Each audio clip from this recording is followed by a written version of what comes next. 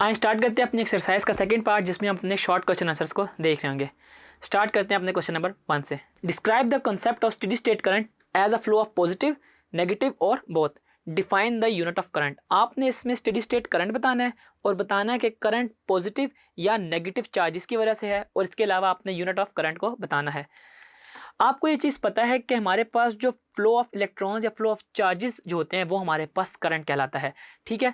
और आप इसको इस डायग्राम में देख भी सकते हैं कि हमारे पास जो यूजुअली कन्वेंशनल करंट लिया जाता है वो पॉजिटिव से नेगेटिव की तरफ लिया जाता है, जबकि इलेक्ट्रॉनिक करंट जो किसी कंडक्टर में होता है वो हमारे पास नेगेटिव चार्जेस की वजह से होता है, जिसको हम फ्री इलेक्ट्रॉन्स भी कह रहे होते हैं, ठीक है जी।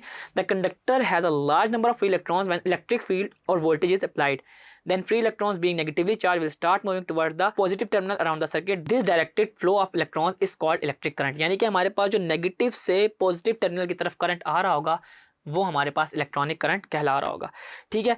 और आपको ये बात पता है कि हमारे पास कितने चार्जेस पर यूनिट टाइम जो गुजरेंगे वो हमारे पास करंट होगा। इसी वजह से हम मैथमेटिकली करंट को डिनोट कर रहे होते हैं I is equal to Q by T से, where Q is a charge जिसको हम मेजर कर रहे होते हैं इन टर्म्स ऑफ कूलम, और हमारे पास जो टी है वो हमारे पास टाइम है जिसको हम मेजर कर रहे हैं इन टर्म्स ऑफ सेकेंड्स, और हमारे पास जो करंट को मेजर करने का यूनिट है वो है हमारे पास एम्पेयर्स, और एम्पेयर्स को डिफाइन किया जाता है कि 1 ampere is the current when 1 coulomb of a charge flow across any cross section of conductor in 1 second. यानी कि हमारे पास अगर 1 कूलम का चार्ज 1 सेकंड में जो गुजर रहा होगा किसी भी कंडक्टर में, वो हमारे पास 1 एम्पेयर करंट को प्रोड्यूस करेगा।